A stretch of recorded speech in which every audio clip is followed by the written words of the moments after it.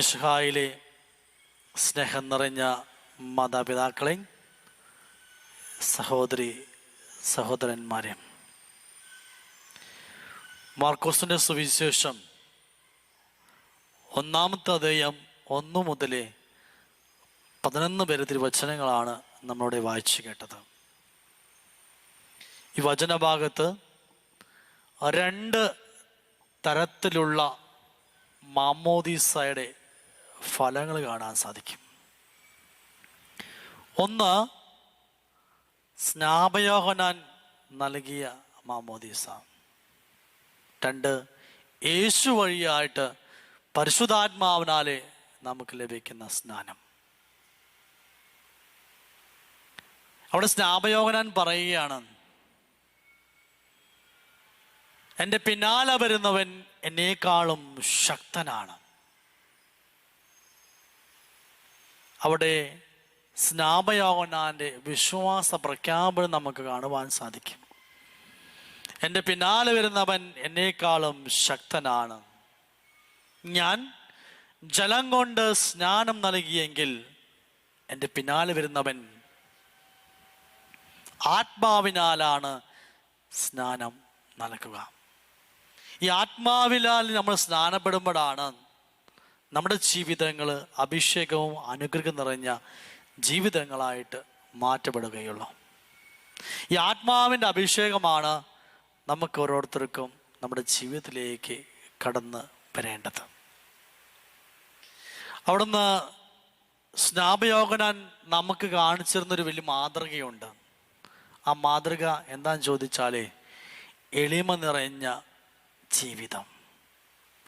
ആ എളിമ നിറഞ്ഞ ജീവിതമാണ് ഈശോയ്ക്ക് വഴിയൊരുക്കുവാനായിട്ട് സ്നാപയോഹന്നാനെ അനുവദിച്ചത്. നമുക്കറിയാം, ഈശോ പത്രോസിനോട് പറഞ്ഞു വെള്ളത്തിന് മുകളിലൂടെ നടന്നു വരുവാനായിട്ട്. പത്രോസ് അപ്രകാരം ചെയ്തു, വെള്ളത്തിന് മുകളിലൂടെ നടന്നു. ആരെ നോക്കിയിട്ട്?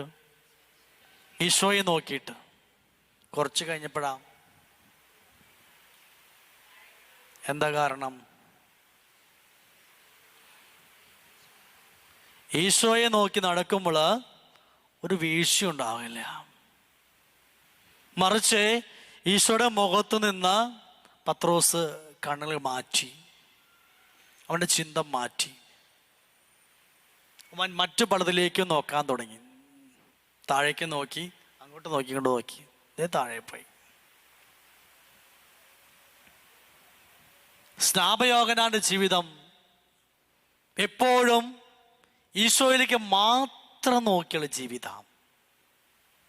ഈശോയാണ് ആ വഴി. സമയം പറയാണ്, കർത്താവിൻ്റെ വഴി ഒരുക്കുവിൻ, അവൻ്റെ പാത നേരെയാക്കുവിൻ. കർത്താവിൻ്റെ വഴി ഒരുക്കാൻ വന്ന സ്നാപയോഹന്നാൻ എപ്പോഴും ഈശോയിലേക്ക് നോക്കിയിട്ടാണ്, ആ എളിമ നിറഞ്ഞ ഹൃദയത്തോടു കൂടിയിട്ടാണ് അവൻ ഈശോയിലേക്ക് നോക്കിയത് കൊണ്ടാണ് അവൻ്റെ ജീവിതം അനുഗ്രഹം അഭിഷേകമായിട്ട് മാറ്റുവാനായിട്ട് ചെയ്തത്. ഇവിടെ പത്രോസ് ഈശോയിലേക്ക് നോക്കി മാത്രം നടന്നപ്പോൾ അവനൊരു വീഴ്ചയുടെ ഒരു താഴ്ചയുമില്ല. നമ്മളെ ജീവിതത്തിലേക്ക് പലപ്പോഴും കടന്നു വരുന്ന ഒരു പ്രലോഭനാണ്, കുറച്ച് കഴിയുമ്പോൾ ഈശോയിലേക്ക് നോക്കില്ല, ഈശോയിലേക്ക് നോക്കില്ല. നമ്മൾ പല വ്യക്തികളിലേക്ക്, പല വസ്തുക്കളിലേക്ക്, പലതിലേക്കും നമ്മുടെ ചിന്ത മാറിപ്പോവും. അപ്പോഴാണ് നമുക്ക് വീഴ്ചകൾ കടന്നു വരാം. സ്നാപയോഹന്നാൻ ഈശോയിലേക്ക് നോക്കിയത് കൊണ്ട് മാത്രമാണ് അവൻ്റെ തല വെട്ടാനായിട്ട് സാധിച്ചത്. ആ സ്നാപയോഹന്നാന് മിണ്ടാണ്ടിരിക്കാം, ഇത് നന്മയാണ് തിന്മയാണെന്ന് പറയാതെ പ്രീതിപ്പെടുത്താനായിട്ട് മിണ്ടാണ്ട് ഇരിക്കായിരുന്നു, ഒരു തലയും പോവില്ല. പക്ഷെ ഈശോയ്ക്ക് വേണ്ടിയിട്ട് അവൻ പറഞ്ഞു കഴിഞ്ഞപ്പോൾ അവൻ്റെ തല പോയി. ഒരു വിഷമം, ഒരു സങ്കടവും സ്നാപയോഹന്നാനുണ്ടായിരുന്നില്ല.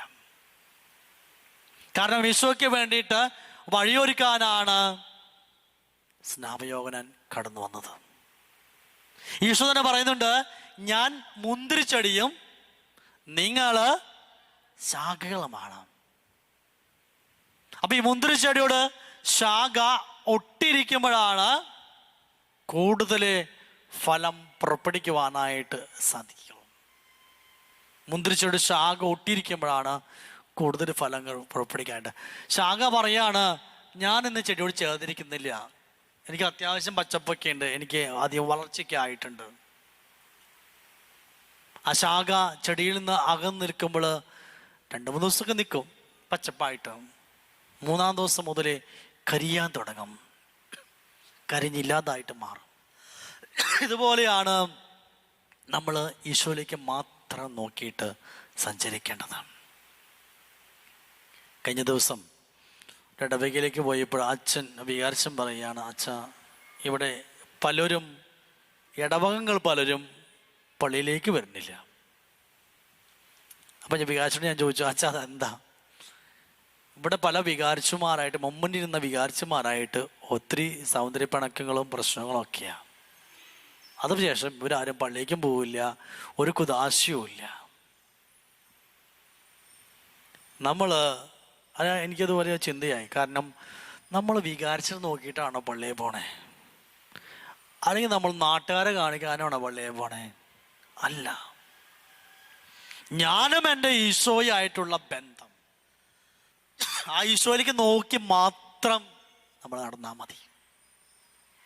ആണ് ഈശോ പറഞ്ഞത്, ഞാനാണ് വഴിയും സത്യവും ജീവനും, എന്നിലൂടെ അല്ലാതെ ആരും പിതാവിന്റെ അടുക്കിലേക്ക് പോകുന്നില്ല. നമ്മൾ വ്യക്തികളെയല്ല നോക്കേണ്ടത്, നമ്മൾ വ്യക്തികളെല്ലാം ഈശോയാണ് ശുശ്രൂഷിക്കേണ്ടത്. ഞാൻ എൻ്റെ ഭർത്താവിനെ നോക്കി നടന്നാൽ ചിലപ്പോൾ വീഴ്ചയുണ്ടാവും, ഭാര്യയെ നോക്കി നടന്നാൽ വീഴ്ചയുണ്ടാവും, മക്കളെ നോക്കി നടന്നാൽ വീഴ്ചയുണ്ടാവും, മാതാക്കളെ നോക്കി നടന്നാൽ വീഴ്ചയുണ്ടാവും. ഈശോ മാത്രമാണ് പരിപൂർണമായ വ്യക്തി. അതുകൊണ്ട് ഈശോയിലേക്ക് മാത്രം നോക്കിയിട്ടാണ് നമ്മുടെ ശ്രദ്ധ കേന്ദ്രീകരിച്ച് നമ്മൾ മുന്നിട്ട് പോണത്. മറിച്ച് ആ വ്യക്തികളിലേക്കോ സ്ഥലങ്ങളിലേക്കോ വസ്തുക്കളിലേക്കോ നമ്മുടെ ആ ചിന്ത മാറിക്കഴിഞ്ഞാൽ വീഴ്ചകൾ നമുക്ക് വന്നുകൊണ്ടിരിക്കും. പക്ഷെ നമുക്ക് തിരിച്ചറിയാൻ സാധിക്കുന്നില്ല, അത് നമ്മുടെ പ്രശ്നം. ഈശോയിലേക്ക് മാത്രം നോക്കുമ്പോഴാണ് ഈശോ കൃത്യമായിട്ട് പറയുകയാണ്, ഞാനാണ് വഴി, എന്നുള്ള ആരും അടുത്തേക്ക് പോകില്ല. അപ്പം അവിടേക്ക് മാത്രം നമ്മൾ സ്വപ്നം കാണുമ്പോൾ ഈശോയുമായി സ്വപ്നം കാണേണ്ട, അല്ലെങ്കിൽ മക്കളെ വലുതാക്കി വളർത്തി വലുതാക്കി അവരിൽ നിന്ന് അവർക്ക് നല്ല ജോലി കിട്ടി, എനിക്ക് ഒരു ആശ്വാസം കിട്ടുമെന്ന് ചിന്തിക്കുന്നവരൊക്കെ ഉണ്ട്. ഒരു ആശ്വാസം അവർ കിട്ടിയിട്ടില്ല, കിട്ടൂല. അങ്ങനെയാണെങ്കിൽ ഈശോ ഈ വചനം പറയേണ്ട ആവശ്യമുണ്ടായിരുന്ന, അധ്വാനിക്കുന്നവരും ഭാരം വഹിക്കുന്നവരും എൻ്റെ അടുക്കൽ വരുവിൻ, ഞാൻ നിങ്ങളെ. ഈശോയ്ക്ക് മാത്രമാണ് നമ്മളെ ആശ്വസിപ്പിക്കാനായിട്ട് സാധിക്കുകയുള്ളൂ. ഈശോയ്ക്ക് മാത്രമാണ് നമ്മളെ മനസ്സിലാക്കാനായിട്ട് സാധിക്കുകയുള്ളൂ. ഈശോയ്ക്ക് മാത്രമാണ് പൂർണ്ണമായിട്ടും നമ്മളെ സ്നേഹിക്കാനായിട്ട് സാധിക്കുകയുള്ളൂ. അതുകൊണ്ടാണ് ഈശോ സമരിക്കാര സ്ത്രീയോട് പറഞ്ഞത്, ഞാൻ തരുന്ന ജീവന്റെ ജലം കുടിച്ചാലേ നിനക്കൊരിക്കലും ദാഹിക്കുകയില്ല. ഇവിടുന്ന് വെള്ളം കുടിച്ച് വീണ്ടും ദാഹിക്കും. പക്ഷെ കർത്താവിൻ്റെ ആ ജീവന്റെ ജലം സ്നേഹത്തിൻ്റെ ജലമാണ്. അത് കിട്ടണമെങ്കിൽ എളിമ നിറഞ്ഞ ഹൃദയത്തോടു കൂടിയിട്ട് ഈശോയുടെ മുമ്പിലായിരിക്കാനായിട്ട് സാധിക്കണം. സ്നേഹമയമ്മ പറഞ്ഞൊരു വാചകമുണ്ട്, അവൻ വളരുകയും ഞാൻ കുറയുകയും ചെയ്യണം. സ്നേഹമയുടെ വിശ്വാസ പ്രഖ്യാപനം അതാ. രണ്ടാമതായിട്ട് സ്നേഹം പ്രഖ്യാപിക്കേണ്ടത്, അവൻ്റെ ചെരുപ്പിൻ്റെ വള്ളി അഴിക്കാൻ പോലും ഞാൻ യോഗ്യനല്ല. അവിടെ നമ്മൾ മനസ്സിലാക്കേണ്ടത്, ആ വള്ളി അഴിക്കുക എന്ന് പറഞ്ഞാൽ യഹൂദ പാരമ്പര്യം അനുസരിച്ച് അടിമകളാണ് നമ്മുടെ ചെരുപ്പ് കിട്ടുതരാം. ചെരുപ്പിട്ട് ആ വള്ളി ലേസൊക്കെ കെട്ടിത്തരും അടിമകളാണ്. വീട്ടിൽ നിന്ന് ഇറങ്ങുമ്പോൾ തിരിച്ചു വരുമ്പോഴും കുനിഞ്ഞ് ആ വള്ളി അഴിക്കാറില്ല. അടിമകളാണ് വന്ന് വള്ളി അഴിച്ച്. അതുകൊണ്ടാ ആ ചെരുപ്പിൻ്റെ വള്ളി അഴിക്കാൻ പോലും എനിക്ക് യോഗ്യതയില്ല. കർത്താവിൻ്റെ അടിമയായിട്ടാണ്, അതിനേക്കാൾ താഴ്മയോട് കൂടിയിട്ടാണ് യോഹന്നാൻ അത് പറയുന്നത്. പരിശുദ്ധ അമ്മ പറഞ്ഞതുപോലെ ഇത് കർത്താവിൻ്റെ ദാസി, ഇത് കർത്താവിൻ്റെ അടിമപ്പെണ്ണെന്നാണ് അതിൻ്റെ വ്യാഖ്യാനം വരുന്നത്. പിതാവ് ദൈവത്തിൻ്റെ അടിമപ്പെണ്ണായിട്ടാണ് പരിശുദ്ധ അമ്മ ആ എളിമ നിറഞ്ഞ ഹൃദയത്തോട് കൂടിയിട്ട് അവിടെ പറഞ്ഞതുപോലെ ഇവിടെ ആ കർത്താവിൻ്റെ അടിമയാണെന്ന് സാമയോഹന്നാൻ ഉറക്കെ പ്രഖ്യാപിക്കുക ചെയ്യുന്നത്. നമ്മളും നമ്മുടെ ജീവിതം മുഴുവനും കർത്താവിനാണ് അടിമ വയ്ക്കേണ്ടത്. നമ്മുടെ വേദനകൾ, നമ്മുടെ ദുഃഖങ്ങൾ, നമ്മുടെ പ്രയാസങ്ങൾ, നമ്മുടെ സന്തോഷങ്ങളൊക്കെ കർത്താവിനേക്ക് അടിമ വയ്ക്കുമ്പോഴാണ്, ഒരു സമ്പൂർണ്ണ സമർപ്പണം നടത്തുമ്പോഴാണ് നമ്മുടെ ജീവിതത്തിലേക്ക് ഒരു ആത്മീയ അഭിഷേകം കത്തിജ്വലിക്കാനായിട്ട് സാധിക്കുകയുള്ളൂ.